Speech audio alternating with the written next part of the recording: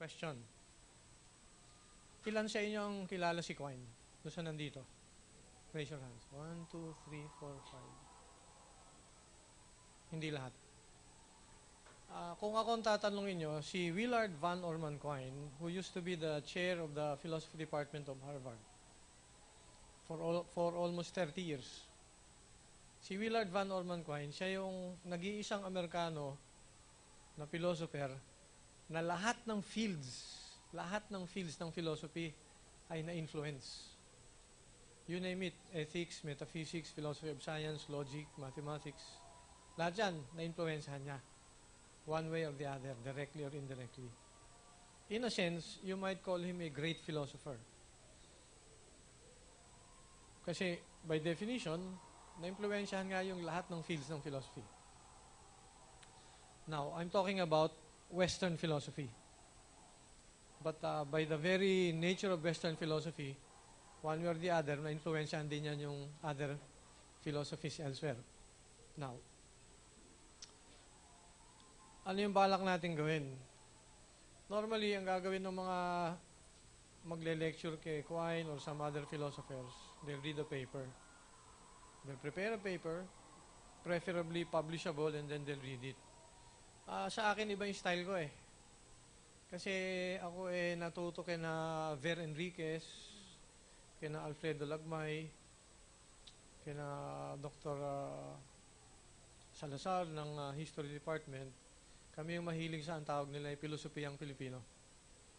Ang fields nila ay nasa Psikolohiyang Pilipino, pero ako nadamay sa kanilang samahan at kasama nila ako dun sa nagtataguyod ng Pilosopiyang Pilipino. Ayun ano yung style natin.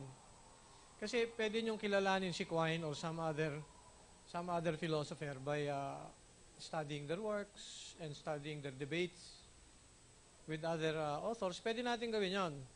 Pero sa atin, ang style natin, hanggat maaari, siyempre, pera ng bayan ginagastos natin eh. So, ang gawin natin, kung meron tayong pag-uusapan, na laging tanong natin so paano ba ikabubuti natin ng ating bayan yung pag-aaralan natin dito kay Quine? So, ang gagawin natin, huhugutin natin si Quine mula doon sa kanilang tradition, patapos babalatan natin.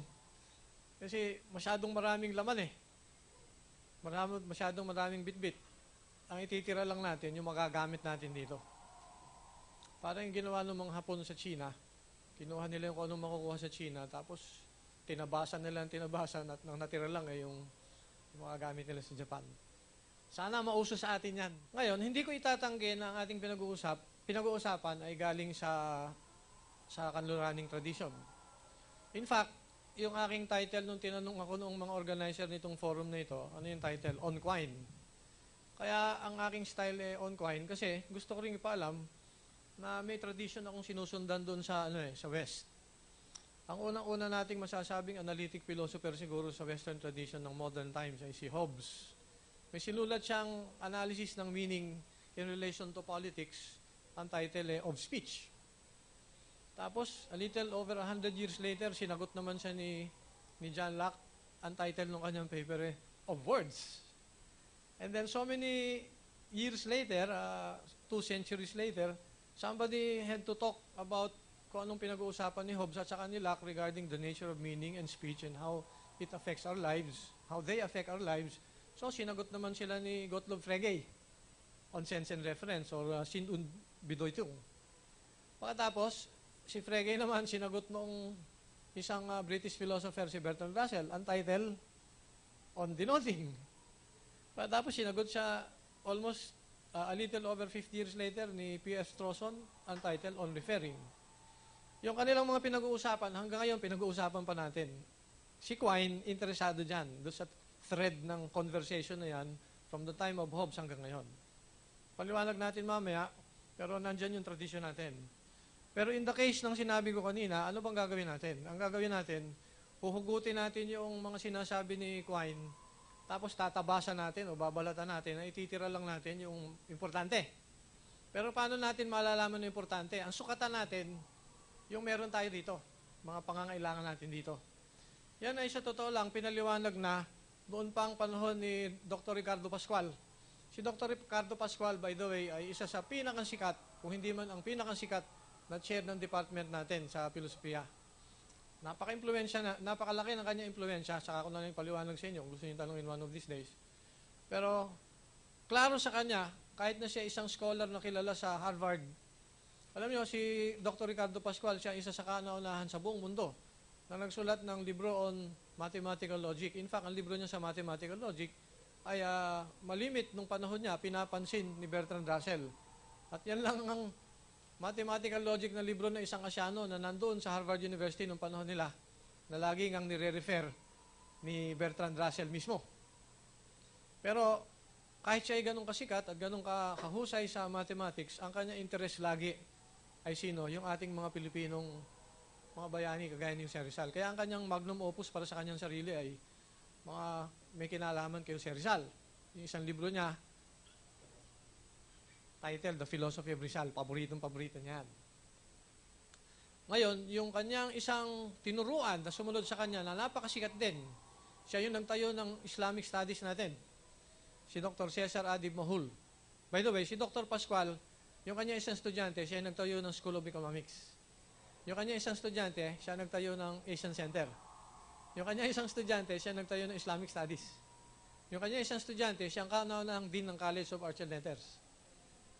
Yung kanyang estudyanteng isa, siya nagtayo ng Psychology Department. Yung kanya isang estudyante, kasama yung nagtayo ng Psychology Department, sila una nating national scientist dito sa social sciences. So, malaking impluensya niya. Doon pa lang sa mga nabanggit ko. Yung sumunod sa kanya, na naging chair din ng department, later naging dean ng College of Arts and Letters, College of Arts and Sciences. Pinagsama-sama noong CAL, CS, tsaka CSSP, si Dr. Cesar Adib Mahul. Siya nagtayo ng Philippine Studies.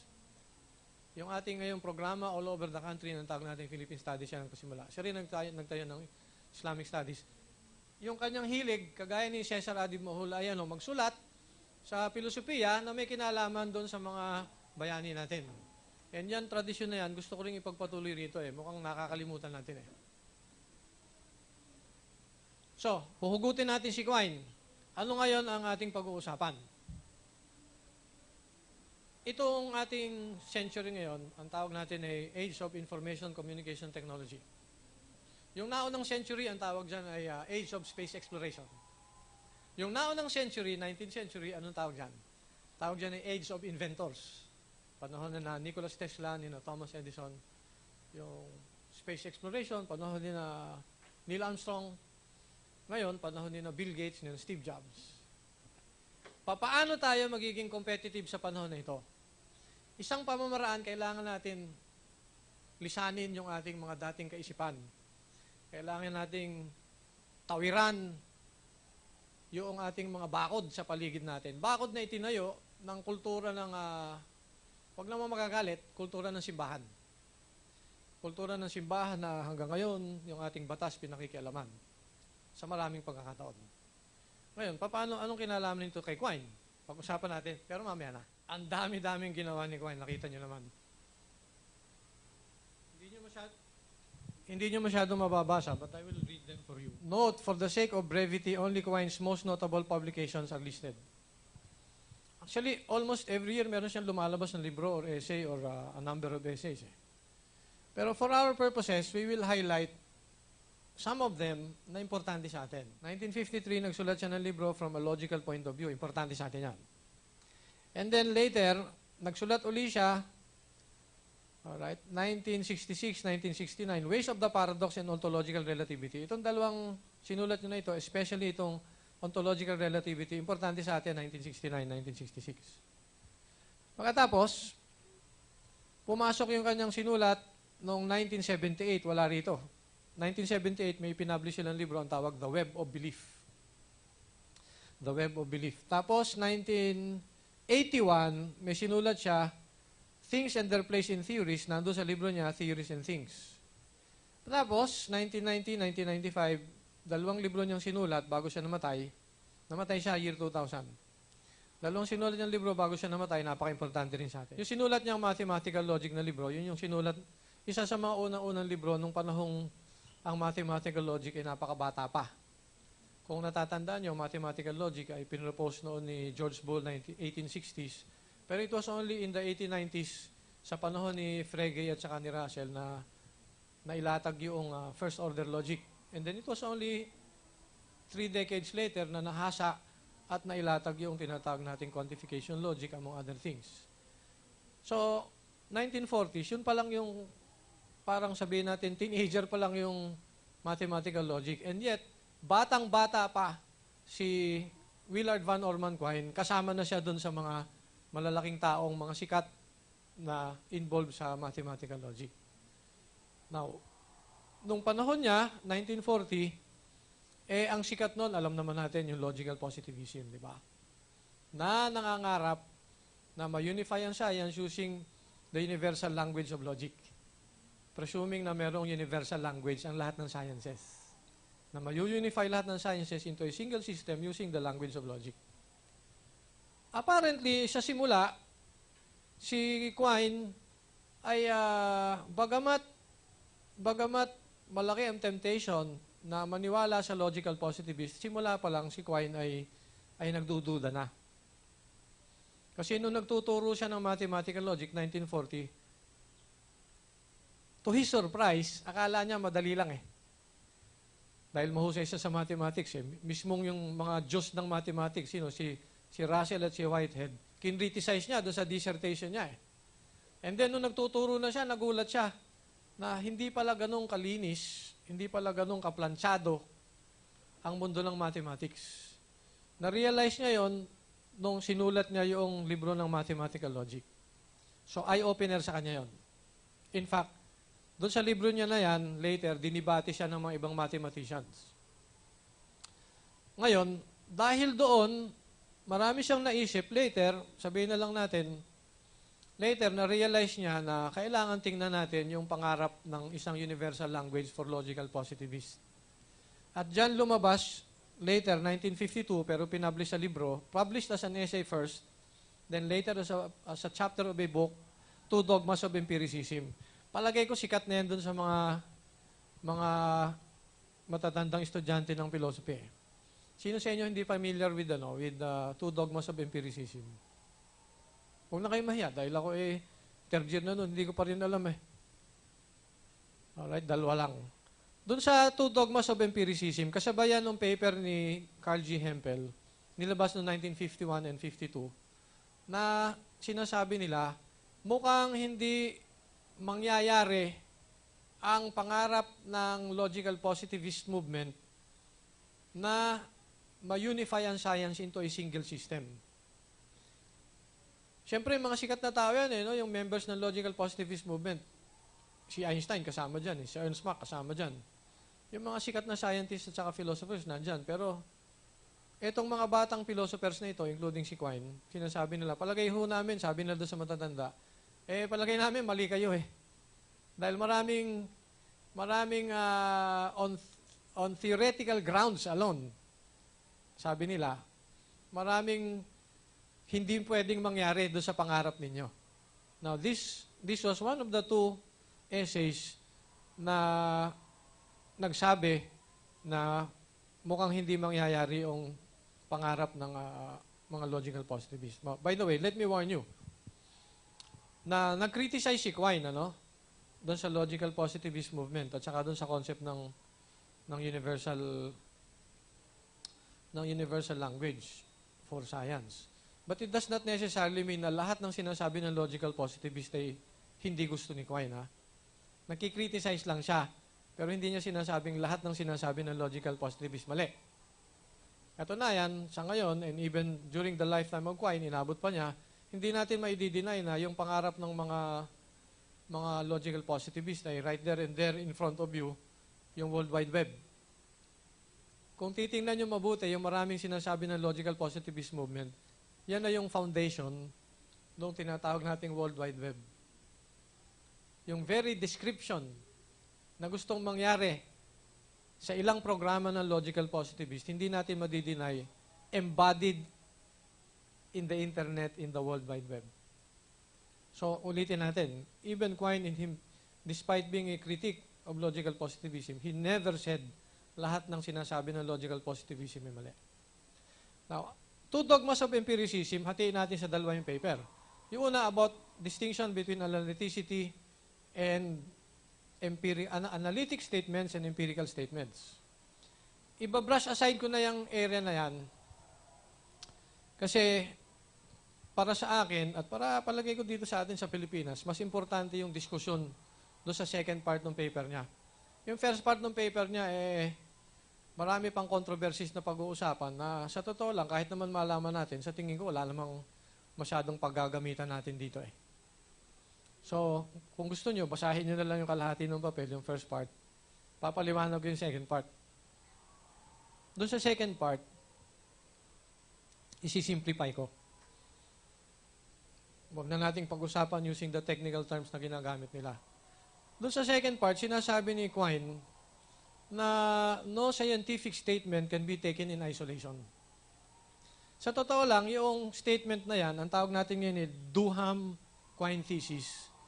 Yan ay binanggit na ni Pierre Duham ng France noong 1906. Doon sa kanya isang paper discussing the nature of physics, the nature of laws and theories in physics.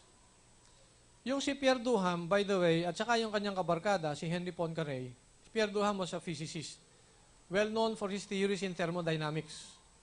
Si Henry Poincaré, of course, is the last known great mathematician, an individual who has influenced all the fields of mathematics, and that's why he's called a great mathematician. Wala pa tayong alam after him na kasing influential niya. Yung dalawa na yan, si Pierre Duham tsaka si Henry Poincaré, magkabarkada. Sila yung inspiration naman, if you will look into the preface ng libro ni William James on pragmatism, makikita nyo, ang sinasabi ni William James, marami sa kanya ideas dyan yan napulot sa dalawa na yan. Kagaya ni Quine, who must have known about William James. Because Quine studied only about 3 decades after na-publish yung mga libro ni William James on pragmatism. And if I'm not mistaken, William James was still alive when he was a teenager in Harvard. The point is, he must have known na si Pierre Duham at saka si Henry Poincaré, importante kay William James, he must have dabbled in their works. But unfortunately, Quine does not acknowledge in his paper, Two Dogmas of Empiricism, na in fact, si Pierre Duham ay may sinabing kagaya ng sinabi niya. Hindi ko naman sa sinasabing nagnakaw si Pierre Duham, but ang sinasabi ko lang sa ngayon, kaya Duham-Quine thesis or Quine-Duham thesis ang tawag natin. Silang dalawa nagsabi niyan. Anong sinasabi nila? No scientific statement can be taken in isolation. Now, anong implication yan? Pag sinabi niyong no scientific statement can be taken in isolation, maraming implikasyon yan. Mabigat. At si Quine, pinaliwanag niya yan. Kagaya ng paliwanag din ni Pierre Duham. Imagine nyo science as a body of thoughts. Thoughts expressed in sentences. Sentences that are generalizations like for all free-falling bodies F equal ma. Or sentences like for all bodies of mass E equals mc squared. Now, science as a body of knowledge, certainly composed of generalizations, is what? Considered a system. In fact, science as a body of knowledge cannot be called science by definition if it is not systematic. Di ba? Tama? So, kung meron kang system composed of units, the assumption is all the units are related to one another under some pattern of relationship. Di ba? Kaya nga system The moment a single unit is taken out of the relationship, then that unit, not part of the system, cannot be called scientific. Tama ba? So, yun ang sinasabi ni Quine at saka ni Duham Ngayon, kung totoo yan, anong implication? Ang implication, yung tinatawag nating holism. Na kapag lahat ng theories, lahat ng statements ng science considered related to one another, ergo, pag naapektuhan ng isa, apektado yung iba. Kasi lahat sila ay magkakaugnayan, lahat sila ay magkakadugtong, lahat sila ay magkakapusod. So, holist ang tawag dyan. Holist view of science. Anong implication yan? Marami. Marami. Halimbawa, at the moment, meron tayong nadidinig, maingay doon sa labas. At the moment, nadidinig nyo ako. At the moment, nadidinig nyo yung murmur ng ating air conditioner. At any given moment of our lives na tayo awake, hindi natin maidideny na meron tayong na-observe, in other words. At dahil tayo may na-observe, meron tayong naiisip. Some of those na naiisip natin, nawawala as quick as we've thought about them. But some of those na naisip natin remain.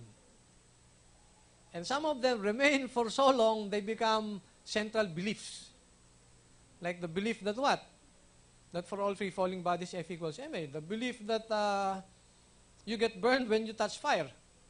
The belief that whenever the sun rises, it rises from the east. What's the point? Every given moment of your life you're awake, you have new thoughts coming in. Tama? Sometimes these thoughts contradict your other thoughts. Tama ba? So now you have to balance. You have a new thought that you cannot deny, you have to believe in. But you have an old thought that you used to believe in, but now it conflicts with your old thought. So what do? You weigh.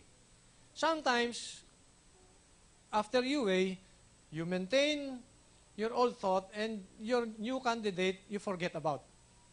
Sabi mo, baka nagkamali lang ako. Baka may human error akong nangyari. O baka nananaginip lang ako. I cannot give up my old thought. But sometimes, you have to give up your old thought in favor of your new one. That's when you say, you have a scientific revolution. Yan ang sinasabi ni Quine at saka ni Duham. Meron tayong dynamic relationship between our new thoughts and our old thoughts. And because of this dynamism, hindi natin madideny that our old thoughts will be open to revision all the time. So sinasabi ni Quine dun sa Two Dogmas of Empiricism, no scientific statement can be taken in isolation. Precisely because science is always to be considered as a system given all what we've already said. But on the other hand, if this is correct, then we have to agree that all our thoughts are open because of the dynamism of our capacity to observe now and in the future, either as individuals or as a civilization. We cannot deny that all our thoughts are then therefore open to revision. So therefore he concludes no statement, in other words, no scientific statement is immune from revision. Now, sinabi rin yan ni Pierre Duham. Kaya lang may pagkakaiba. Kasi si Pierre Duham, conservative. Pagka siya ay kinakausap, sasabihin niya, yung aking holism, yung aking mga sinasabi, applicable lamang yan sa physics kasi physicist lang ako at yan lang ang aking pinakikialaman. At kung i-extend natin na influence sa physics sa natural sciences, siguro applicable ang sinasabi ko sa natural sciences. Pero hanggang doon na lang. Si Quine hindi. Kasi si Quine, philosophy siya. Nakikialam sa philosophy, alam nyo naman, love of wisdom. Nakikialam saan? Sa epistemology. In fact, specialization ni Quine yan sa pagtuturo, epistemology. Theories of knowledge. And so, ang nangyari kay Quine, yung sinasabi niyang statement na sinasabi ni Duham, hindi kagaya ni Duham, sabi ni Quine, applicable yan sa all forms of knowledge. Hindi lang doon sa scientific. Hindi lang sa knowledge claims sa natural sciences. Doon na iba si Quine. So, ano nangyari? Hindi nagkagulo. Bakit? Kasi lumalabas, parang sinasabi ni Quine, ang scientific statements, either one, relativist, or, on the other hand, conventionalist. Yung si Henry Poincaré at saka si Pierre Duham, ang tawag natin conventionalist. Kasi sinasabi nga nila, yung scientific statements, dahil pabago-bago, hindi nga natin tinatawag na truth Every time we produce something out of the scientific method, ang tawag natin, ang end product ay scientific theory. We never call them truth. No scientist in his right mind would say, after my experiment, I will produce the truth about some free-falling body or some star or some nebula. Walang magsasabi niyan. Ngayon, ano nangyari? Sabi ni Henry Poincaré at saka ni Pierre Duham, ang pinoproduce natin, we call them theories, they're only matters of convention. Kasi given state of the art of physics, for example, or state of the art of mathematics, ang ating judgment ay depende lang sa instrumentation that we have and scientific experimental designs that we have given the state of the art. and that can change all the time. So yung conventions at the moment, sabi nila, yun ang magdidictate sa atin kung alin yung acceptable at hindi acceptable. And kung ano yung acceptable theories at the moment, we'll call them conventions or theories. Now, si Quine, nung ini-insist niya yan, hindi lamang sa science, maraming nag-react. Kasi sa science, agreed tayo na ang tawag natin doon sa products ng science ay theories, di ba? So, miski scientist, hindi magagalit. Pero pag sinabi mong lahat ng klase ng knowledge, madidisgrasya ka. Bakit? Kasi knowledge for many individuals, especially philosophers, ay considered what? Not only beliefs, but beliefs that are justifiable, but more importantly, beliefs that are considered true. A belief that is not considered true is what? Is called mere opinion or something like it. And you cannot call that knowledge. Pero knowledge is presumed to be in the list a belief that you consider to be true, among others.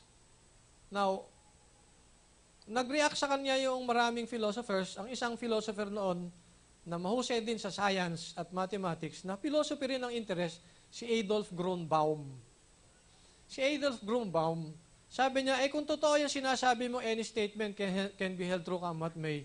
O sige nga. Kasi sabi niya, no scientific statement can be held in isolation. Therefore, no scientific statement is immune from revision. Therefore, all scientific statements are capable of being revised depending on how we adjust our belief system. Yun ang sinasabi mismo ni Quine doon sa second part ng paper niya. Kung ganon, sabi ni Adolf Grünbaum, sige, parang yung sinabi ni Socrates doon sa kina Protagoras. Sige nga, ito yung isang statement, triangles have three angles. Patunayan mo sa akin na i-adjust natin ang belief system natin para maniwala akong triangles do not have three angles or something like it. Pwede nang kaletsi-letsi si na Protagoras nung sinabi yan ni Socrates, di ba?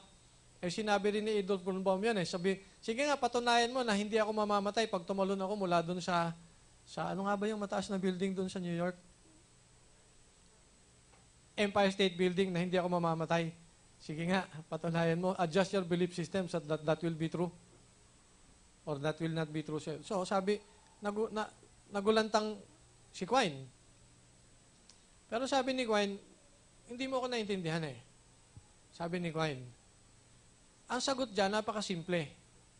Hindi ako katulad ng mga ibang naniniwala na meron tayong matatawag na tautologies at meron tayong matatawag analytic statements or tautologies o matatawag nating synthetic statements. Sabi niya, sa akin kasi, between so-called tautologies and empirical statements is just a matter of degree na nag-iiba.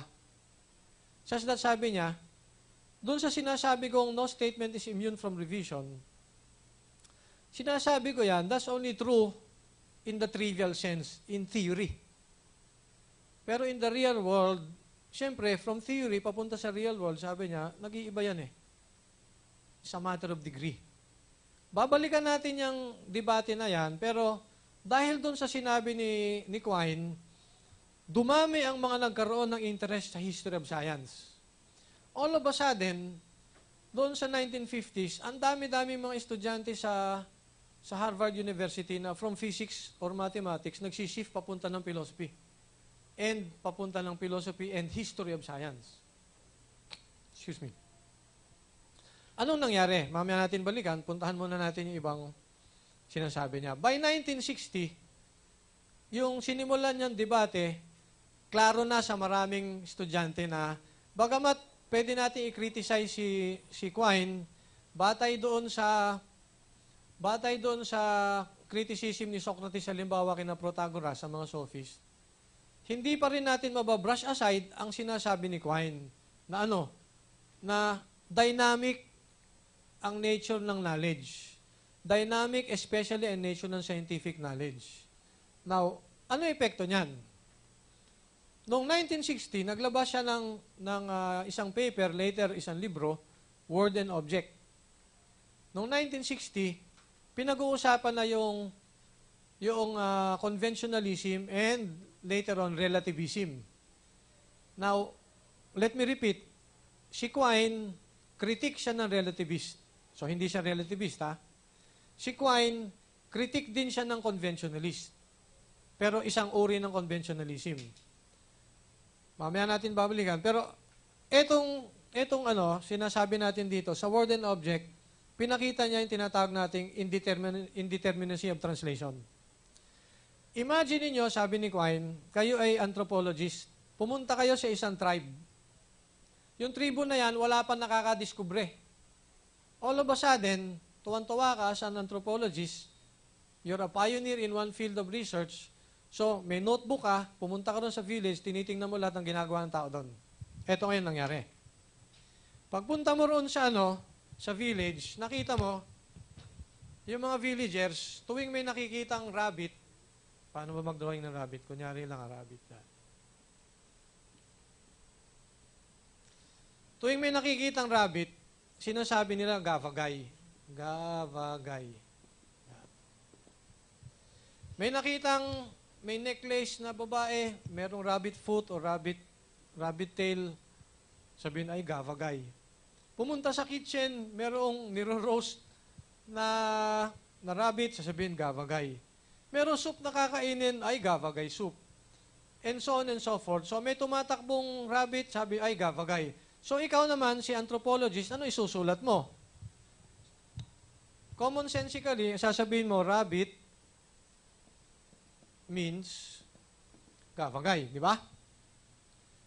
Kaso, pwede mo ring mapansin, sabi ni Quine, na ibang outlook nila sa mundo. Tayo, dahil siguro sa Industrial Revolution, napaka-materialistic ng tingin natin sa mundo. We look at the world as full of objects, objects, objects, objects. Pero itong tribe na ito, pwede natin sabihin, masyadong spiritual. Parang mga Pilipino. Tapos, laging ang tingin sa mundo ay mundo ng mga souls and spirits and so on and so forth.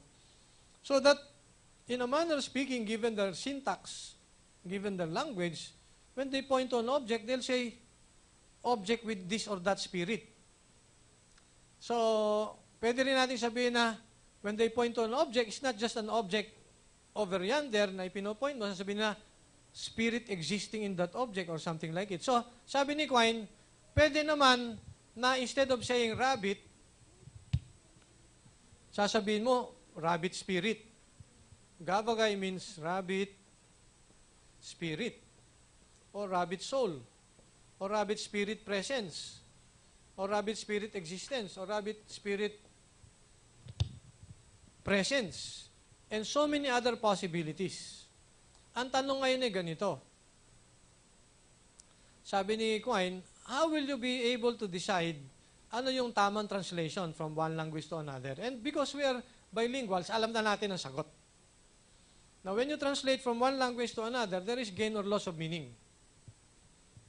Now, in other words, sabi ni Quine, wala naman tayong universal dictionary eh. So when you translate, yung translation mo may indeterminacy. Pwedeng merong konting pagkakapareho between saying gavagay and rabbit, pero pwedeng may nadagdag, may nabawas. So, indeterminate yung meaning. Big question is it ever possible na meaning for any term will be truly determinate? Doon sa isang estudyante ng Harvard, na later on ay sumikat, in fact, in a manner speaking, masikat pa kay Quine, si Thomas Kuhn, sabi niya, hindi nangyayari na merong complete communication between someone wielding one category system and another wielding one category system. Halimbawa, sabi ni Thomas Kuhn, sabi din ni Norwood Russell Hanson, kung ikaw ay mahilig sa physics, tapos ang idol mo ay si Isaac Newton, na ang idol naman ay si Euclid, ang paniwala mo, therefore, ang space may particular characteristic. In other words, when you measure space in terms of length, width, and height. And given your conception of space, parallel lines do not intersect. Under those conditions, you can easily understand yung paliwanag ni Isaac Newton, F equals ma. Pero, pwede naman na ibang iyong konsepto ng space. Sa iyong konsepto ng space, gaya ng konsepto ng space ni Lobachevsky o ni Gauss, na idolo naman ng mga taong kagaya ni Einstein. na ang paniwala, parallel lines may intersect. So, very specific yung concept nila ng space. Ngayon, tatanungin kayo, when somebody says F equals MA, M standing for mass, and E equals MC square, M standing for mass, are they talking about the same thing? When they say mass. Ang sabi ni Thomas Kuhn, hindi pwede. Ang sabi ni Quine, hindi pwede. Hindi pwedeng magkapareho ng sinasabi kasi magkaiba ng tawagin na natin category system or ontological framework. Magkaiba ng ontological framework. Now, ang problema, any framework you have in science, sabi nga natin dynamic eh. Dahil dynamic, bakit? Kasi every now and then may nadidiscovering something new about our universe. In fact, hindi na universe ang tawag natin ngayon eh. Multiverse. Sa dami na nangyayari sa ating mundo, yung universe naging multiverse. Pagkatapos, sa multiverse, ang dami natin nadidiscover every year. And given our discoveries, may nadadagdag na theories and therefore, may nadidiscovering new techniques to develop new equipment. And with new equipment and new techniques and new designs, you will have new data. And with new data being generated every now and then you have to change your outlook of your theories. Basic ito sa atin, sa mga mahilig mag-aral ng logic. Maraming dimensions ang reasoning, di ba? Unang dimension, form. Pag correct in form, ang tawag natin ay valid. And then, after form, we have content or empirical content. Yung tinatawag ni Karl Popper na empirical content. Pag correct in form and content, tawag natin sound, di ba? Pero, kulang yan. Sabi natin, form, content, context. Yan yung pinapaliwanag ni Wittgenstein na linguistic context, di ba? Pinapaliwanag ni Wittgenstein na language game. Kahit na sound ang argument mo, so long as it's taken in the wrong context, pwedeng maging ludicrous yung dating ng iyong argument.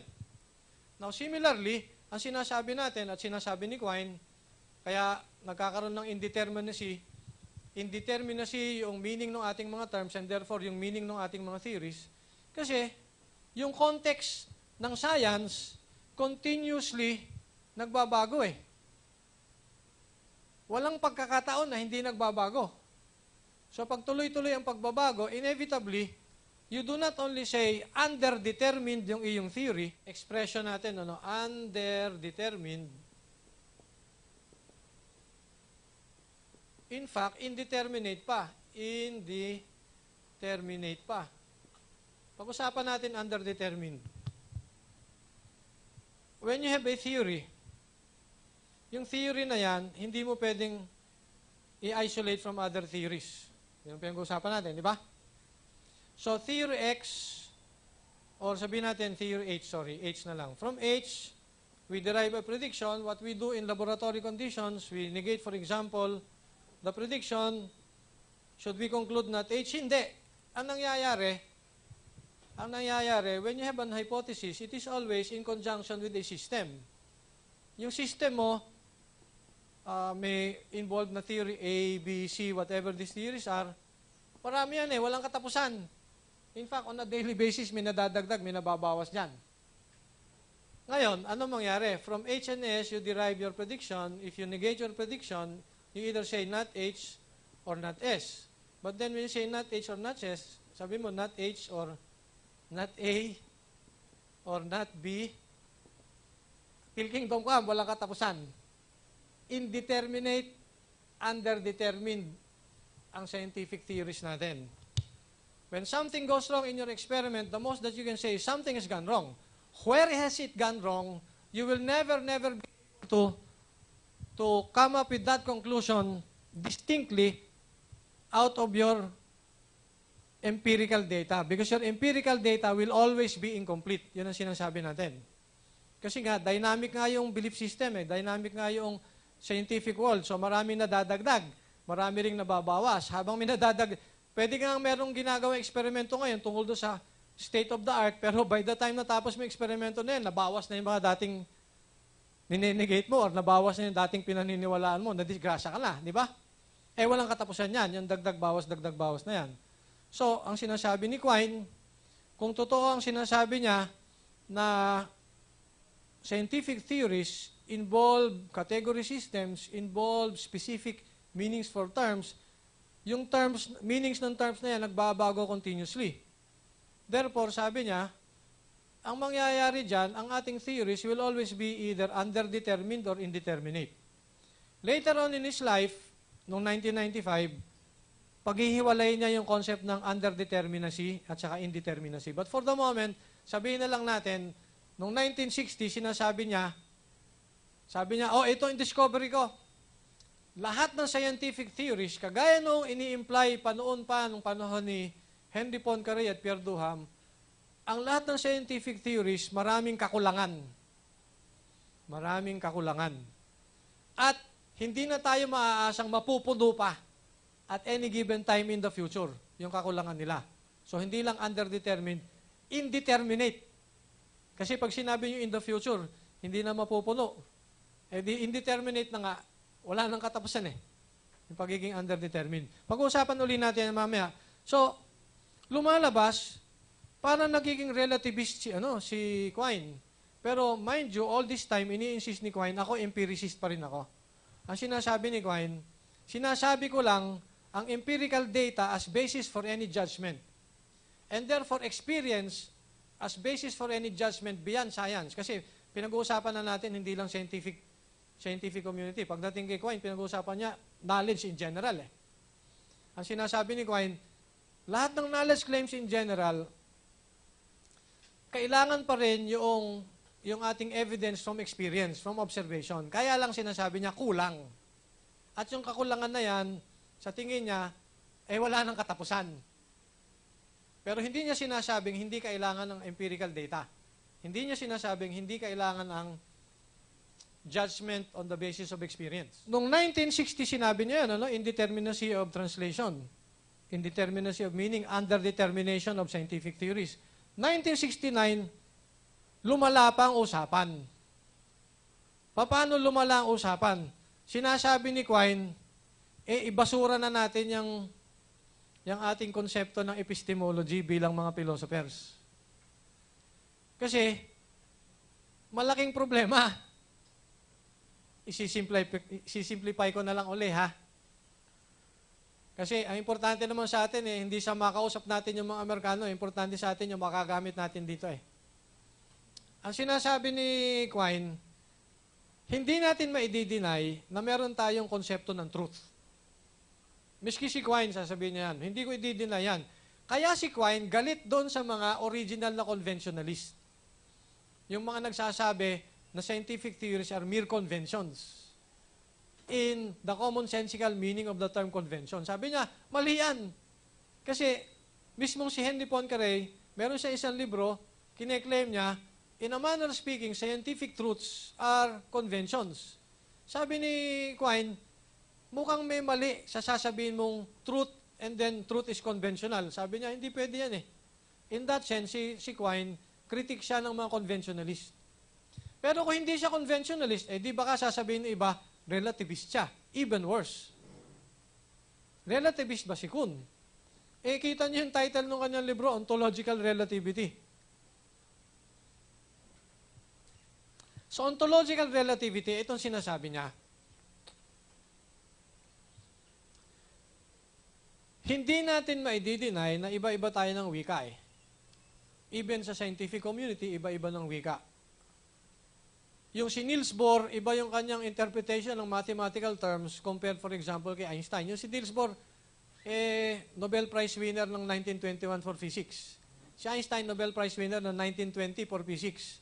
Yung dalawa nung nagkagalit, hanggang sa namatay na, hindi na nagkasundo In fact, may isang pagkakataon na magsusuntukan doon sa loob ng isang kotse. Bakit? Kasi yung kanilang conceptual framework, magkaiba At dahil magkaiba nga, yung sinasabi ng isa, hindi naintindihan ng isa, yung sinasabi ng isa, so walang mangyari. Si Quine naniniwala sa ganong, na may ganong nangyayaring sitwasyon. Kaya nga yung paper niya, Ontological Relativity. Pero ang sinasabi niya, hindi rin natin madi-deny, 1960s pinag-usapan natin, hindi natin maidi-deny na kesa ano pang controversy na nakikita natin from the point of view of philosophy, marami tayong hindi pa pala alam sa philosophy na ngayon lang natin nadidiscover salamat sa science. Halimbawa, by 1960s, ang dami-dami na nating alam na galing sa research ng Gestalt Psychology. May isang physicist, ang pangalan ni Ernst Mach, 1890s, nagawa siya ng mga eksperimento regarding perception. Cut the story short, nagsimula siya na as a physicist, not as a psychologist, nagsimula siya na isang subdiscipline, ang tawag ay Gestalt Psychology. Anong conclusion by 1960s ng Gestalt Psychology? Observation comes in two phases or in two steps. When you observe, sabi ng Gestalt Psychology, you will always observe in two steps. The first step is sensing. And the second step is interpreting what you sense. Ergo, when you observe, it is possible that two individuals may sense the same thing and yet they may interpret differently. Ano pa sinasabi ng Gestalt Psychology? Sabi ng Gestalt Psychology, experience come in wholes. Ito na naman, hulisim. Bakit? Kasi lahat na experience mo, your observation of the brownness of this ano bang tawag dito? Podium. Or the whiteness of the board. Lahat ng observation mo, always in the context of past or prior experience. But not all of us have the same past or prior experience. Not all of us will have the same context of thoughts in our minds whenever we observe anything. Ergo, ano mangyari? Again, whatever you observe will be influenced by your unique past or prior experience. Now, unfortunately, kagaya ng sinasabi ni Quine, no experience can be taken in isolation. Kasi nga, to observe anything independent of your other experiences is what? Is to be in complete amnesia. If you're in complete amnesia, edi, anong tawag doon? Hibang. Hindi nga hibang eh. Ang tawag doon ano bang tawag doon? Patay ang utak. May coma. Hindi naman pwedeng ganon. Anyway, so ang sinasabi ni Quine, marami tayong dapat tingnan sa science na mukhang nakalimutan nating bigyan ng pansin. Pero itong masaklap, yung mga nakikita natin sinasabi ng science, lalo lamang kinakailangang baguhin natin ang paniwala natin sa concept natin sa knowledge sa science. That's one. But also, kailangan din natin i-rethink yung ating mga tinitingnan sa philosophy. Halimbawa,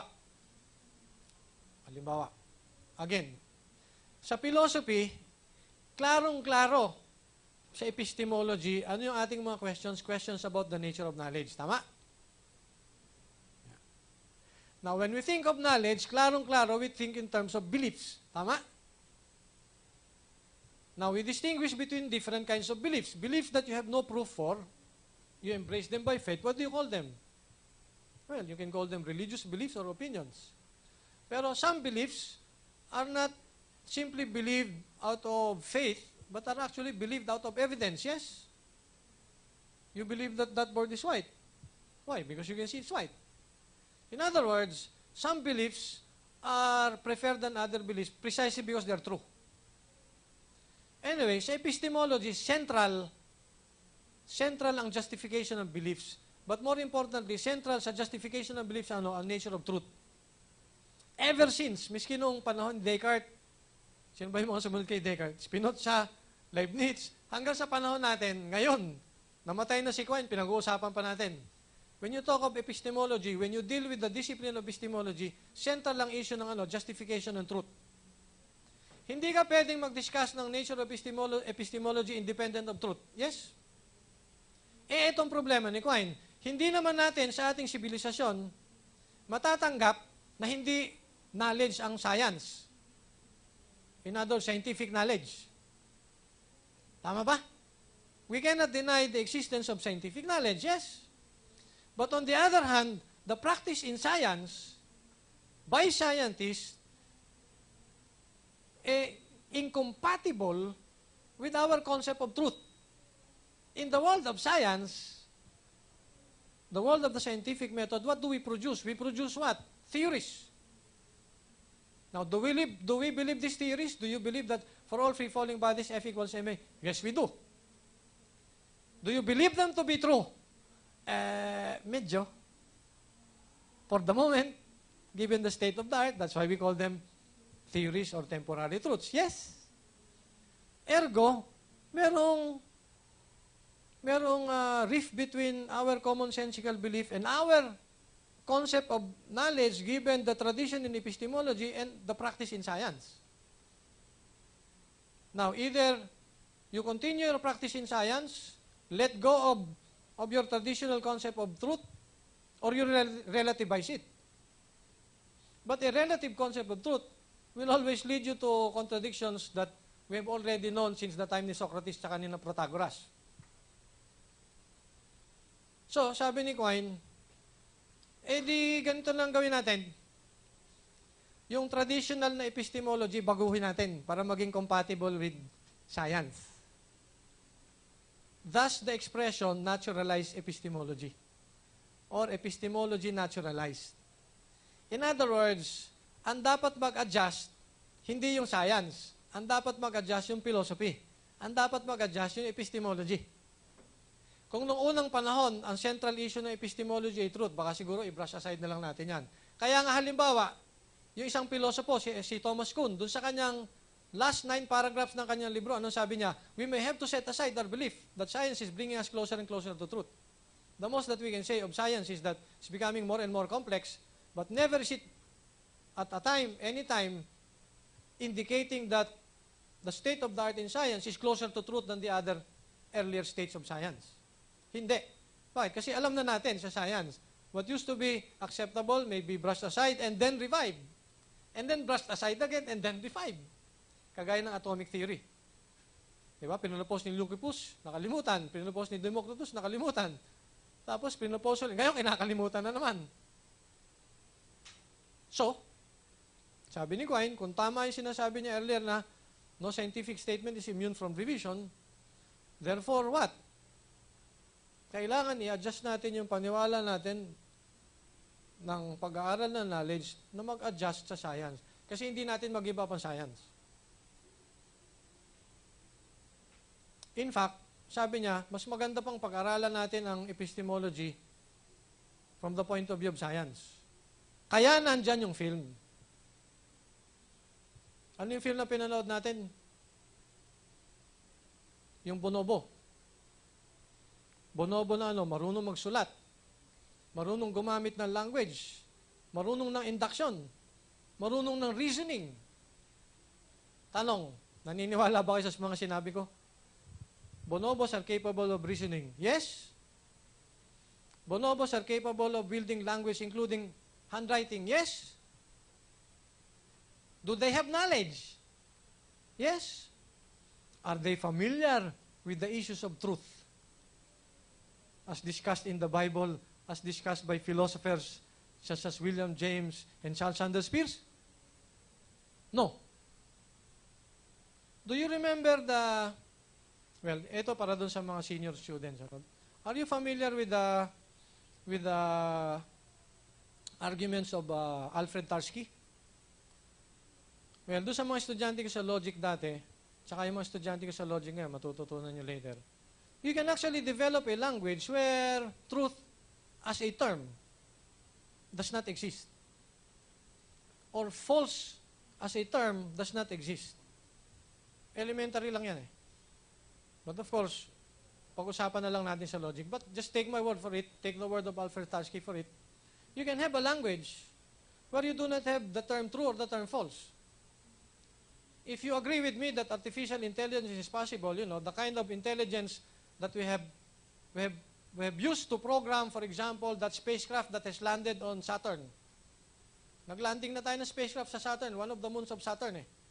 Nung naglanding yung spacecraft na yun doon, in fact, meron nga tayong spacecraft, lampas na ng Pluto eh. They're using artificially intelligent programs. Now, palagay nyo yung mga program na yan, merong concept of truth. We don't need anything dealing with truth or falsehood. Alright? But they are artificially intelligent, yes. Yung bonobo, intelligent? certainly more intelligent than a 5-year-old kid because a 5-year-old kid can only have around an 800-term vocabulary. Sobra na sa 1,000 yung vocabulary ngayon yan ni Kanzi, tsaka yung kapatid niya. Are they intelligent? Do they have knowledge? So, ang sinasabi ni Quine, patunay ko sa inyo, yung pinalabas natin, pwede yan Ang mag-adjust, hindi yung science. Ang mag-adjust yung epistemology.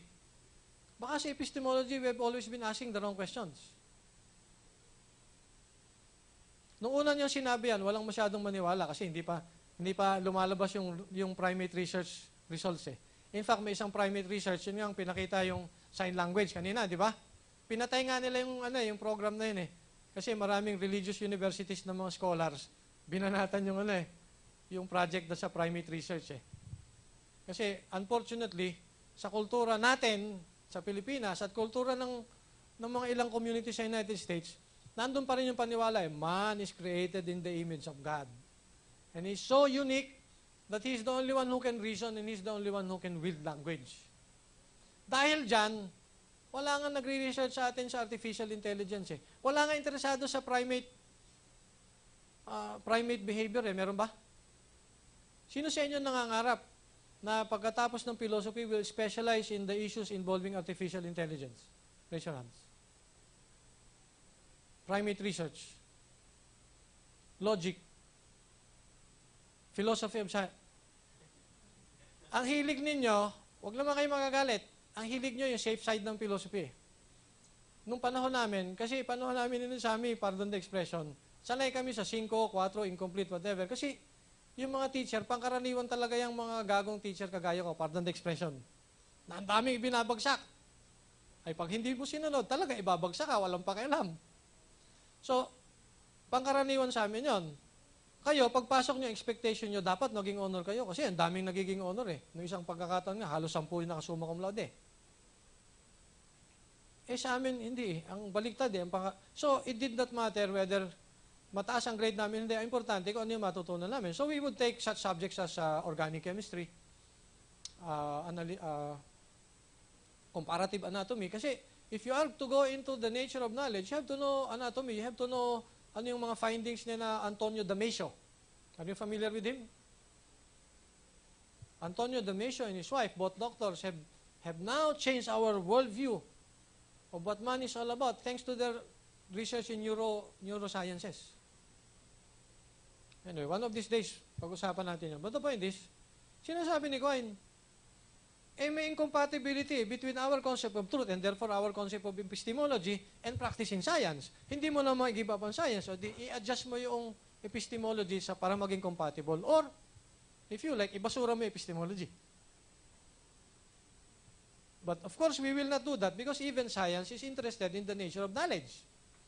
So, ang conclusion niya, gawin na lang natin, yung epistemology, i-naturalize natin. In other words, gawin natin more of a science than a philosophy. 1969. 1978, gumulo pa ang usapan.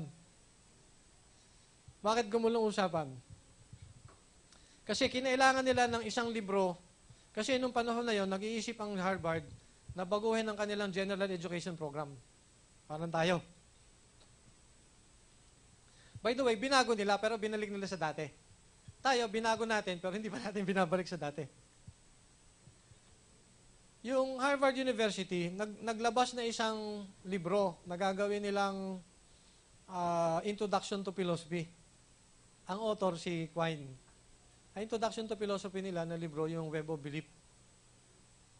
Now, ito yung nakakagulat doon sa kanyang sinulat dyan. Mukhang napakasimple kasi Introduction to Philosophy. Let me give you a paradox. Let me call your attention to a paradox.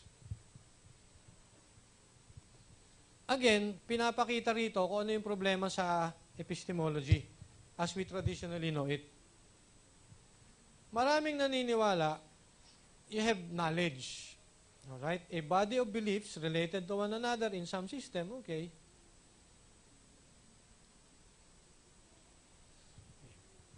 Now,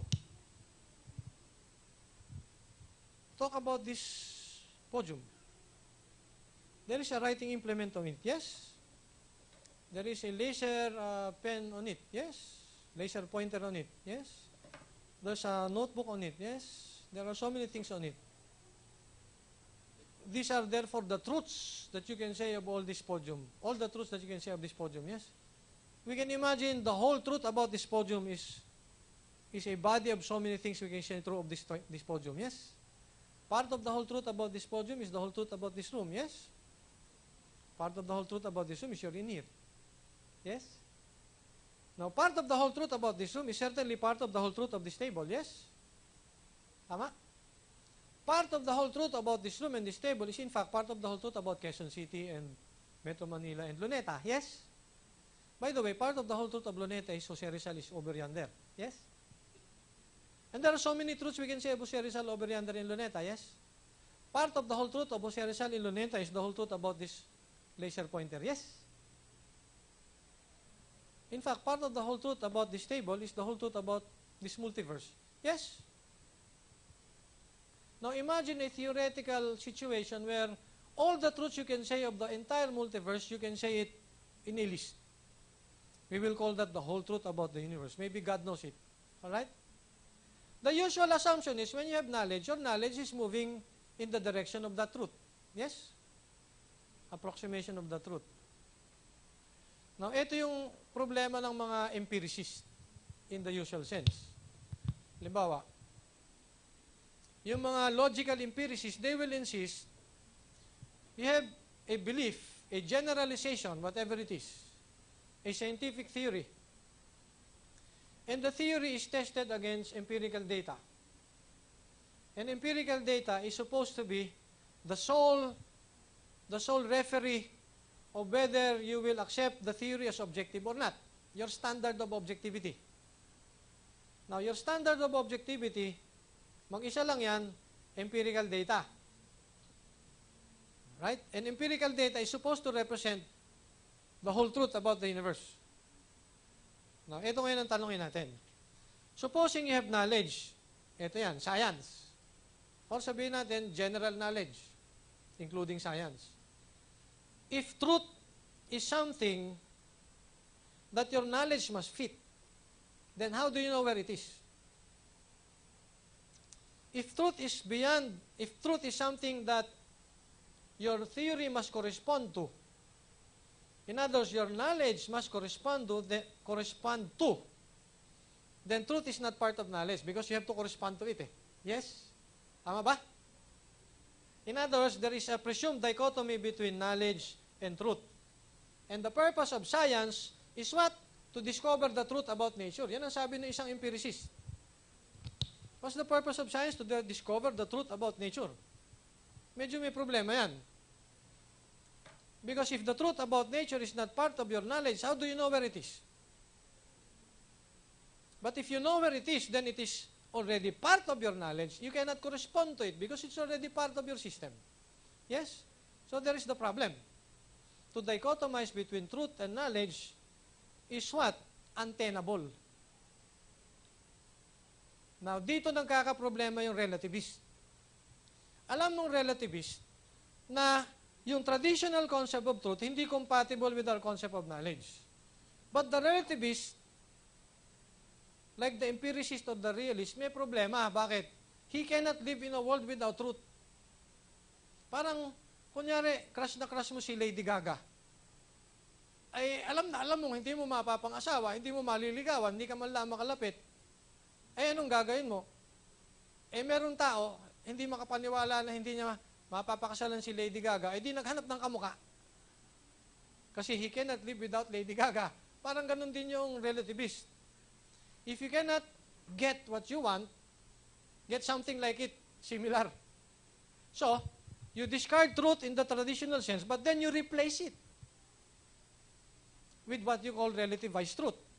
Same thing. Because whatever truth it is, whether it is your realist concept of truth, or your naive concept of truth, or your traditional concept of truth, or your relativist concept of truth, you still dichotomize between, on one hand, knowledge, and on the other hand, truth. Yes?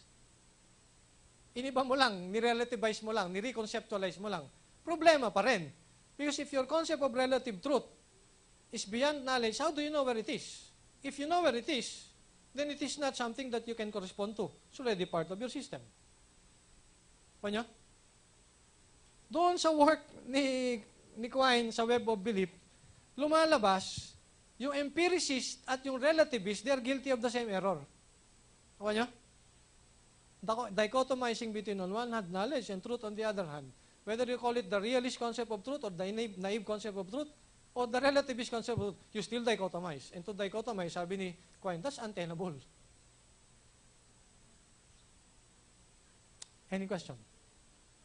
Now, may tanong ako. Kasi sinasabi ni Quine, whenever you have knowledge, it's always a web of belief. Can you know anything beyond your web of belief?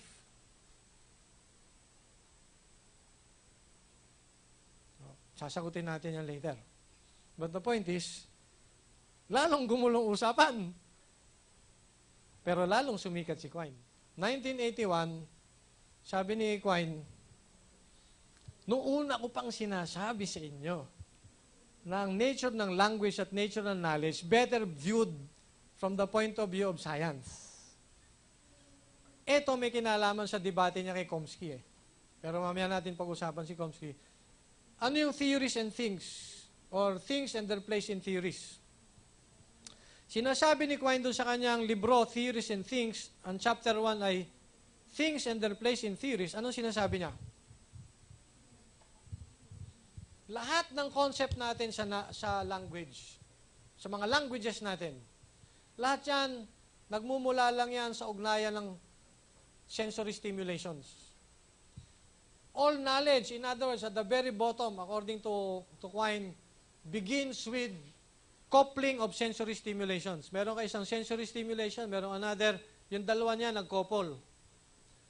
That's the only thing you need, plus memory and some other characteristics as an organism.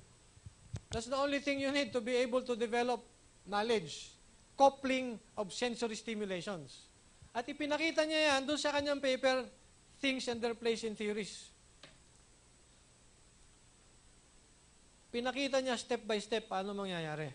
I-summarize lang natin, i-simplify uli natin. By the way, maraming nagsasabi na behaviorist si Quine. Ito ang klarong ebidensya, behaviorist si Quine. Itong paper na ito. Now, maraming nagsasabi, ang behaviorism matagal nang namatay. Bakit?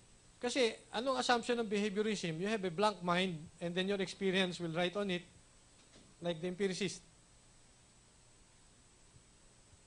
Maraming argument na, katulad ng mga bata, bago pa matuto ng first word nila, meron ng mga masasabing kaalaman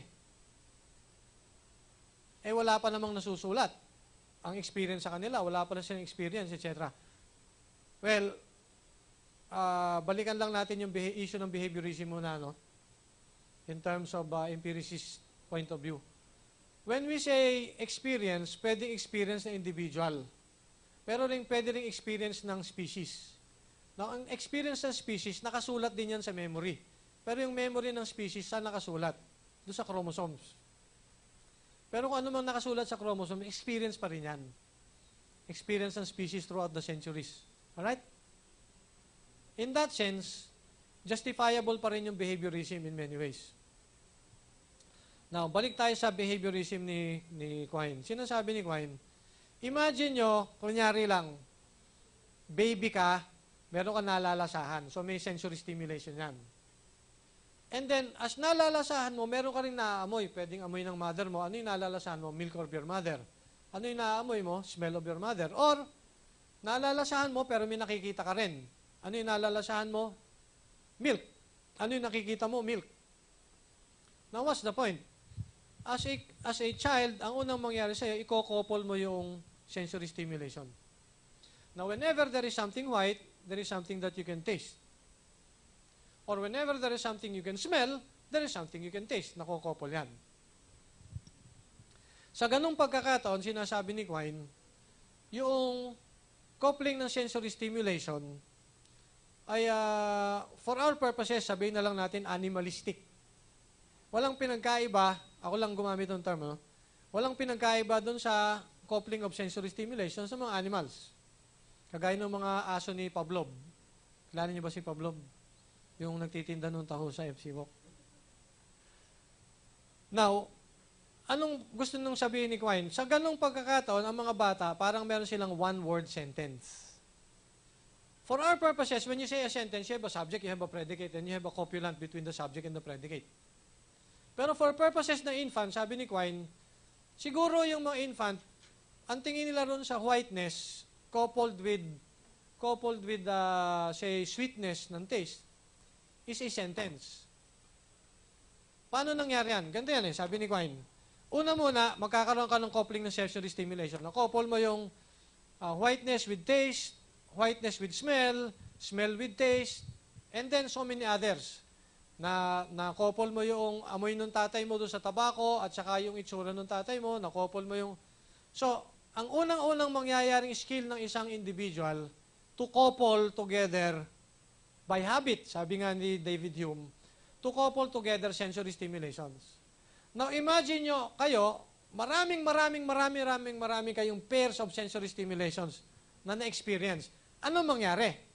Well, for one, of course, you can now conclude pairing of sensory stimulations is easy to do. But for another, you can now, kasi marami ka na-experience na pairing, di ba? Sabi ni Quine, you can now individuate between different pairs. Na yung pairing mo between yung smell na ganito at saka yung itsura nun, tatay mo yun. That's one pair. Yung pairing mo ng ganito, yun ay milk. Yung pairing ng ganito, yun ay si Fido. What am I saying? Pag dumami na, sabi ni Quine, pag dumami na yung pairing mo, magkakaroon ka na ng capacity to individuate. Capacity to identify one pair, separate from another pair. Separate from another pair, another pair. Now, presuming natuto ka na mag-pair, tapos nag-separate ka na, anong next step? Ang next step, papasok na dyan yung uniqueness ng mga pairs. Na yung uniqueness ng mga pairs, pwede mo silang i-separate from other pairs. Halimbawa, pairing of whiteness of milk with taste of milk. Pairing of whiteness of milk with liquid feeling on your skin, etc. So, magiging common parameter, milk. Or, pairing of smell of this kind, tobacco sa tatay mo. And pairing of this kind of prickly feeling on your skin sa tatay mo. Or pairing of this kind of voice sa tatay mo. May common factor. Tatay mo. Alright? Later, yung mga common factor na yan, pwede nating i-apply as either names or predicates. But the point is, nagsimula ka lang dun sa pairing, tapos nagkaroon ka ng capacity to individuate, and then nagkaroon ka ng capacity to classify yung different things that you individuate, and then nagkakaroon ka na ng capacity to what? To predicate. But then, nagpe-predicate ka na, then, sinasabi mo na ngayon, milk is white. Alright? Milk is sweet. Pero, etong punto, pag dumami ka na ng, pag nagkakaroon ka na ng skill to predicate, magkakaroon ka na ng skill to compare different predications. In other words, magkakaroon ka na ng complex predication. Not some things are all both white and sweet. Pagkatapos, dadagdag pa ng skill, pagka nagkaroon ka ng complex predication, magkakaroon na ng capacity to quantify, quantification, generalization, induction. And then, pag capable ka na ng induction and generalization, of course, medyo matanda ka na by that time, papasok na dyan yung abstract concepts. Concepts like equations, concepts like democracy, freedom. Yun yung panahon na tinatawag ni Quine na nagkakaroon ka na ng capacity to identify proxy functions. And then meron pang further stage, but the point is, everything begins with pairing or coupling of sensory stimulations. Now, by the time lumawak ang experience mo, makikita nyo, magkakaroon na kayo ng ontology. At a certain point, magkakaroon ka na ng framework or in the words of some other philosophers, paradigms with which you now interpret what you see, given your linguistic context or your language game. Now, sinasabi ni Quine, yung mga bata, walang ontology yan. And when they look at sentences, they look at sentences like one-word sentences. Like when a kid says, milk, using the word milk to identify milk, he can actually be saying something like a sentence, it is milk. Like saying, it is raining. What do you mean by it is raining? What does it refer to? Wala. Hindi man sabing hangin is raining. Or the atmosphere is raining. Or the paligid is raining. Hindi ganun eh. Now, ang sinasabi ni Quine, pagdating mo ron sa, kasi maraming possibilities eh. Step by step, pinakita niyo theories and things. By the time umabot ka na merong specific ontology, makikita mo maraming possibility ng permutations na experience. And given any permutation of experience at any stage, by the time magkaroon ka ng ontology, yung ontology mo unique na sa iyo. And different individuals, different communities can have different ontologies. So ano ibig sabihin yan? Babalik tayo doon sa sinasabi dati. Even if universal language is possible, it is highly improbable. Even if a universal language is theoretically possible for science, it is highly improbable that that can be established. Kasi given all the possibilities of coupling of sensory stimulations and individuation and predication and proxy functions and so on and so forth, you literally have billions of possibilities. Maybe even more. Googles and Googles of possibilities. Any question? Now, meron akong empirical evidence. Well, let's call it evidence of some kind. Pinag-experimento ko yung anak ko. Kasi doon sa sinasabi ni Quine dito sa Theories and Things, you learn sentences first before letters. You learn sentences first before letters. Pinag-isipan ko, tama si Quine eh. Kasi when you teach a kid A, B, C, D, E, F, G, you impose an ontology, a very sophisticated ontology, no different from the ontology of mathematicians. When you say to a kid, C, pag tinanong ka ng bata, ano yung C? Parang nagtatanong yung bata, ano ibig sabihin ng 1? Or pi? Ano ibig sabihin ng prime numbers? That's no different from asking the question, what's a letter C? Or a B, or a D, or an F? You cannot expect a child to understand what letters are. The nature of letters presupposes a very sophisticated ontology. So, anong ginawa ko doon sa anak ko? Tinuruan ko ng, isang buong word, cat. And I say cat. C-A-T, cat. Pero hindi ko sinabi C-A-T. Sabi ko cat. And then, inirefer ko doon sa picture ng cat. All the time, yun ang ginagawa ko. I never taught my child what a letter is all about. And then, we went to the nursery school, and then to their consternation and surprise, yung aking anak at the age of 3 could read books. Straightforward from the books. Pero, ang hindi nila alam, kasi tinuruan ko yung anak ko by the words, not by the letters. And then from words to sentences. You can do that, your children.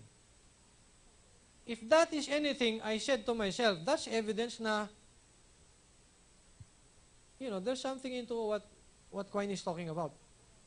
And again, going back, this brings me back to the experiment, yung primate experiment.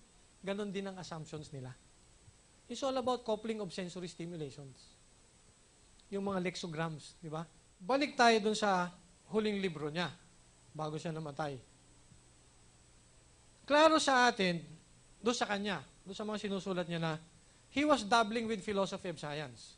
He was dabbling with not only philosophy of science, logic and mathematics, and philosophy of language.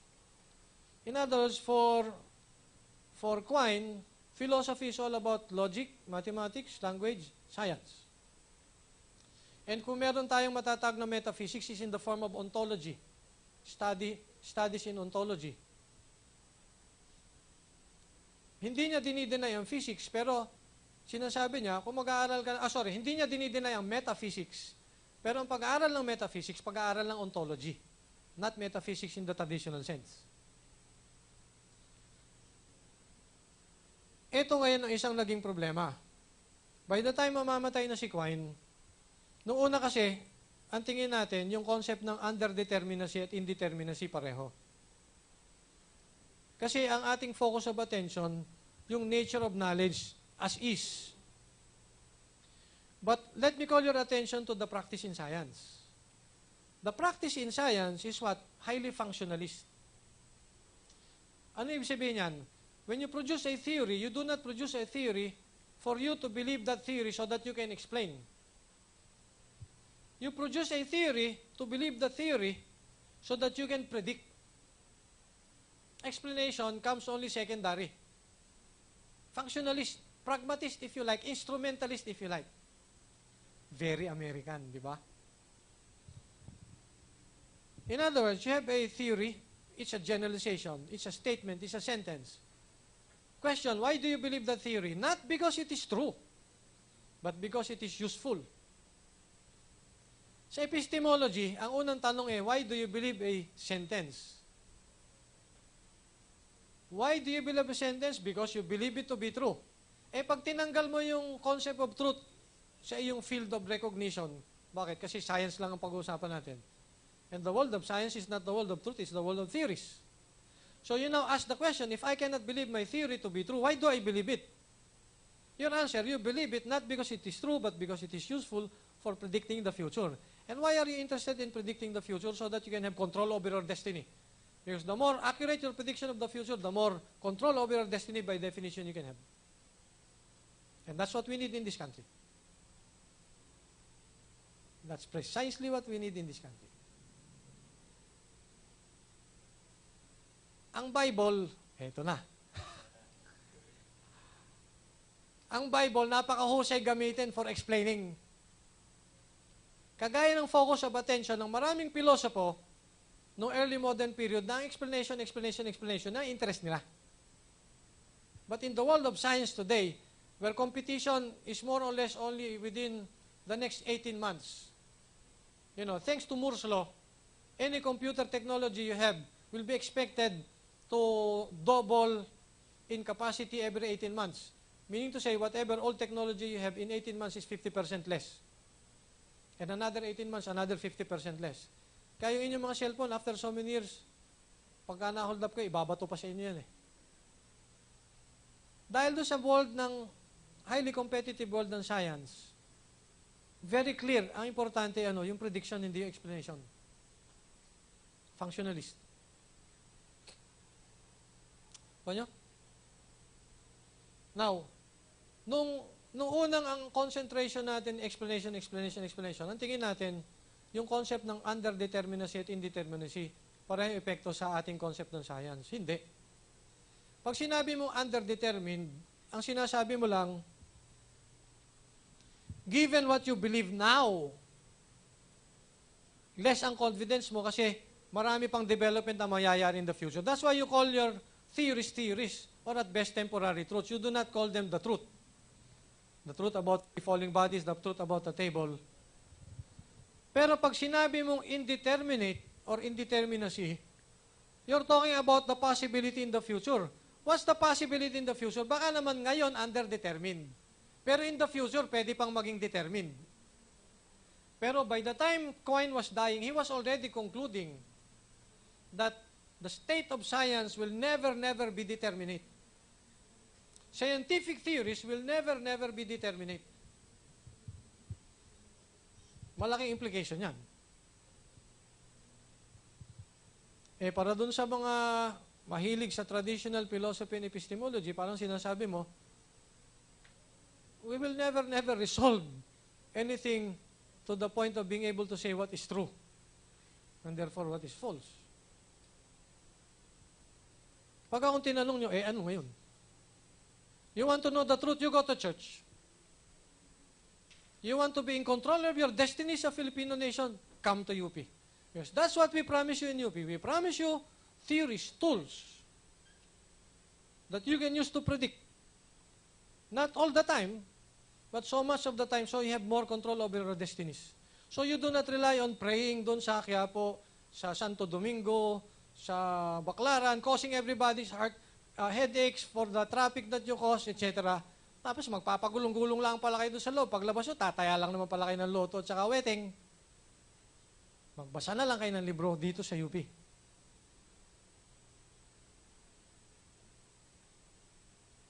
Is it possible to live in a world without truth? Yes. The world of Quine and science. Are we saying there is no such thing as truth? No. Focus of attention lang natin is control over our destiny as a nation. Yun ang pagkakaiba natin dito sa UP. We promise you theories. For what? For predicting the future with accuracy. So you can have control over your destiny. When you come here to teach, do not come here to promise. Do not come here promising everybody, I will teach you the truth about beauty. I will teach you the truth about freedom and democracy. Tutok to sa iyo. Because I'm a believer in many of what Quine is saying. Yun ang mundo ni Quine eh. Pero hindi kami lahat nagkakasundo. Kasi mas magaling ako sa kanya. Marami siyang debate. Halimbawa, isang debate niya kay Noam Chomsky. Si Noam Chomsky, ang assumption niya, merong universal grammar. Now, grammar considered as a set of rules. A set of rules na composed of syntactical rules na complex in form.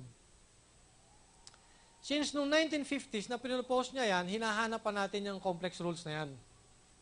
Tama si Noam Chomsky sa maraming bagay. Halimbawa, sabi ni Noam Chomsky, dapat gawin nating liberal ang concept ng grammar. Ang grammar hindi lang applicable sa language.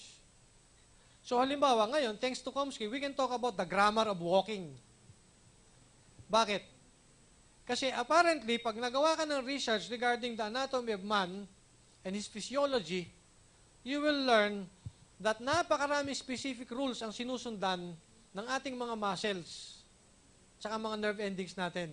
Pag nagkamali lamang ng coordination ng isa o dalawa, madisgrasya na yung tao, madadapa, mahihiga, etc.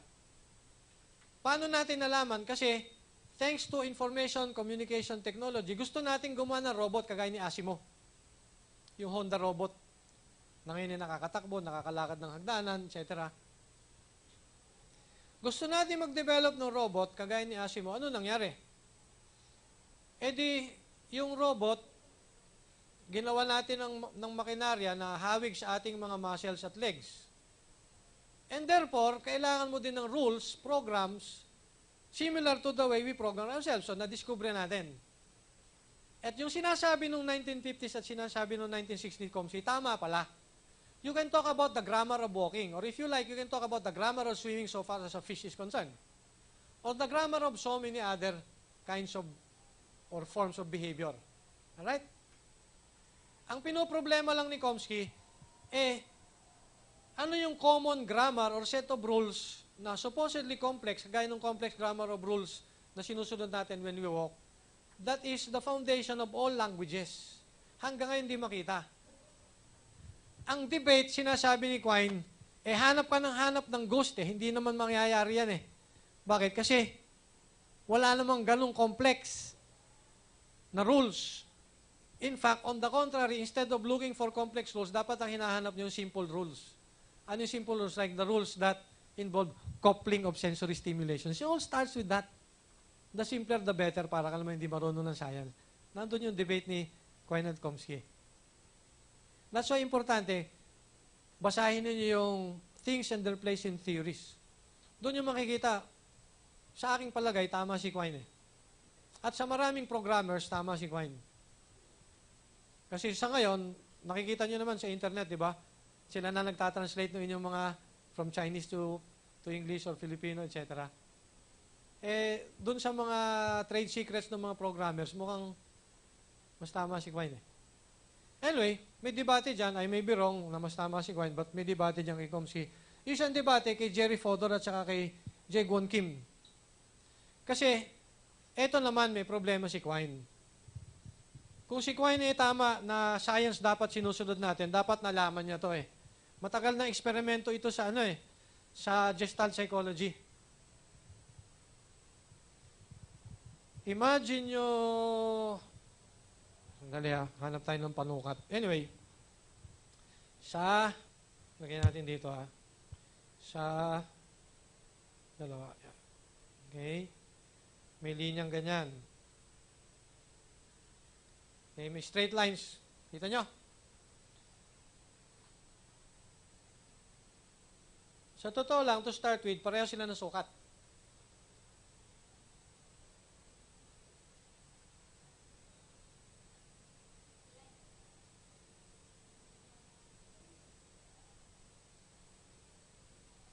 Pag tinitigan nyo mabuti, ano mangyayari? Anong mapapansin mo? Mas maiksi yung nasa ilalim. Mas mahaba yung nasa ibabaw. Evidence to tell you na ang behavior natin, again, behaviorist si Quine. At si Jerry Fodor din at si J. Gon Kim, behaviorist. Pero, ang behaviorist na alam ang state of the art, sasabihin sa iyo, marami tayong behavior na will have to agree with the rules laid down by our chromosomes.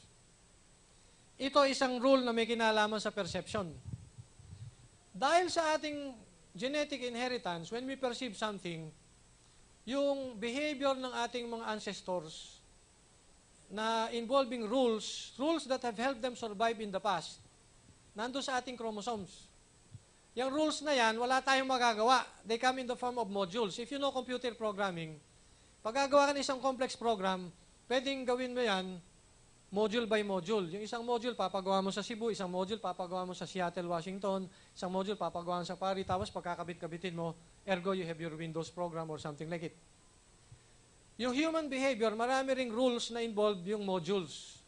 Modules na galing dun sa Australopithecus africanus, module na galing sa Homo erectus, module na galing sa Sinanthropus pekinensis, mga ancestors natin. Isa doon sa mga modules na yon, apparently, may kinalaman sa how we perceive lines. Now, whether we like it or not, nagkakaproblema tayo. Bakit? By knowledge, alam natin, the lines are supposed to be exact. Supposed to be equal, rather. They're supposed to be equal. Kasi, to start with, equal naman talaga sila. Pero nung nilagyan natin ng context or background, mag-iibang perception mo. Bakit? Kasi, meron kang part of your behavior program.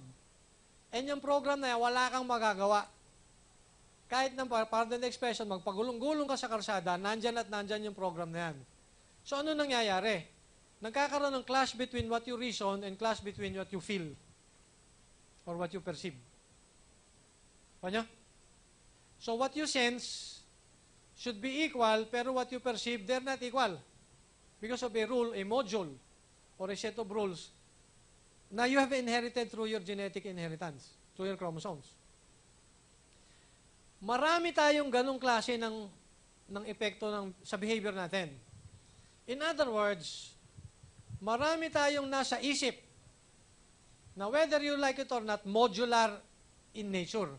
Pero pag sinabi niyong modular, independent of the other, in others, can exist independent of the other thoughts. Nakuha niyo ba? Science is telling us some of our thoughts are modular in nature. Some knowledge come in the form of modules. But then, if modular, then hindi holistic. Holism is not possible.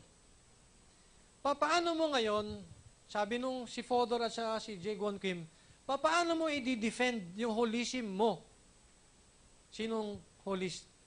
Si Quine, paano mo i-defend the holism in the face of modularity as discovered in Gestalt psychology and neuroscience and primate research and so on and so forth? May debate dyan, hindi ko na lang sasabihin kung anong resulta, but I'm saying may debate dyan and so many others. Pero whether we like it or not, kaya nga nagka-debate, gawa ni Quine, influence pa rin niya kung anong result niyan.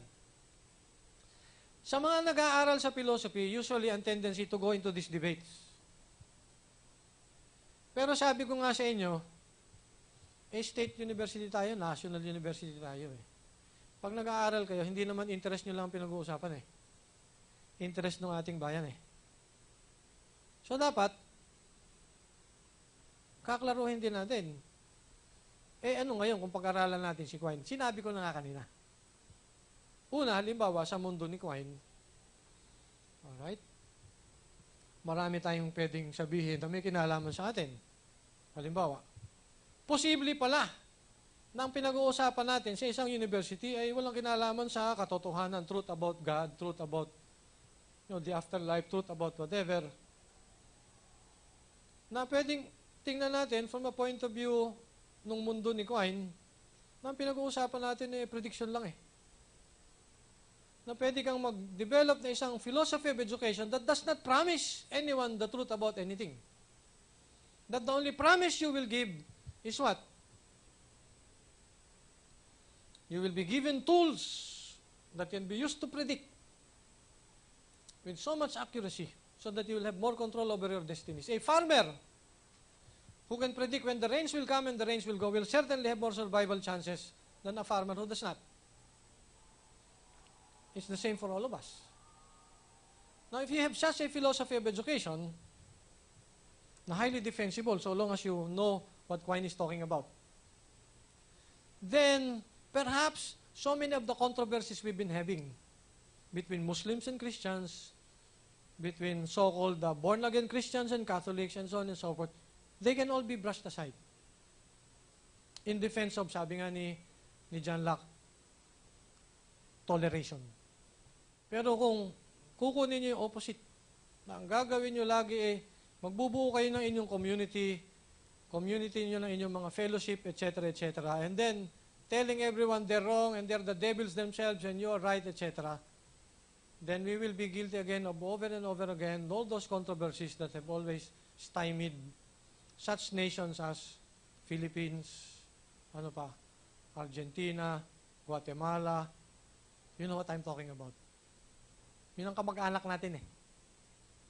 Anyway, maganda sana kung madidevelop natin into a philosophy of education compatible with what we can give here in the university sa UP. Magandang source, di ba? Pero marami pa tayong pwedeng sabihin. Okay, sa akin, on a personal basis, anong sasabihin ko kay Quine? Mamumroblema ka pa sa epistemology, lalo tuloy nagkakagulong. Gawin mo na lang ganito, mag-develop ka ng philosophy of science without epistemology. Total, nakita nyo naman doon sa mga bonobo You can have morality without ontology. Palagay nyo, may sophisticated ontology yung... Di ba? Hindi ko pala pinakita. Doon sa isang part ng film na hindi ko na pinakita, yung isa kasing isang bonobo, sinisipa yung yung experimenter. Nagalit. Yung bonobo maliit pa. Tatadyakan. Habol-habol doon sa loob ng cage. Ang ginawa ni Kansi, humaharang siya. Sabi niya, pagbigyan mo na ito, bata pa ito, ikaw naman ang laki-laki mong tao, pinapatulan mo ito. And true enough, inevitably, hindi nangyari yung gustong mangyari ng experimenter. What does that reflect? It reflects some kind of moral judgment. Some kind of statement, there is something good and there is something bad, and what you're doing is something good, something bad. Capable ng morality yung mga bonobo. Palagay ko, hindi nagbabasa ng Bible yun. Parang ako. Now, in a sense, ganun din pwedeng mangyari. Pwede naman magka-philosophy ka with the philosophy of science with the epistemology. Pwede ba yun? Well, that's what I'm working at. Ang ginawa ni Quine, philosophy of science, para maging compatible with epistemology, ni-revise niya. Sa akin, di mag-develop na lang tayo ng philosophy of science without epistemology. Sige, bahala kayo sa buhay niyo. Total, kailangan niyo yan sa mga theology houses ninyo Yung epistemology of the traditional kind. Wala akong laban dyan. Ang dami niyan di kaysa kalabanin ko yung mga mag-develop na lang ako ng philosophy of science independent of an epistemology. Pwede kaya yun sa amin? Anyway, I'm thinking about it. But the point is, marami tayong mapupulot doon sa sinasabi ni Quine. Ang pinagtataka ko lang, all these years, wala akong nakikitang bata na nagsulat ng thesis on Quine, nagsulat ng paper on Quine. May kilala ba kayo na professor nagsulat on paper on Quine? May kilala ba kayo na estudyante nagsulat ng paper on Quine? Graduate student ng paper on Quine? Ethics, marami. Eh kasi compatible with the teachings of the church yung ethics eh. Interest, ethics is a part of philosophy that is a safe side in the Philippines, Something that even the church will appreciate and this big market will appreciate. Eh, ang gusto ko lang sabihin, marami pang interesanting pwedeng pag-aralan. Tapang-tapangan nyo lang yung dugo ninyo. Salamat po.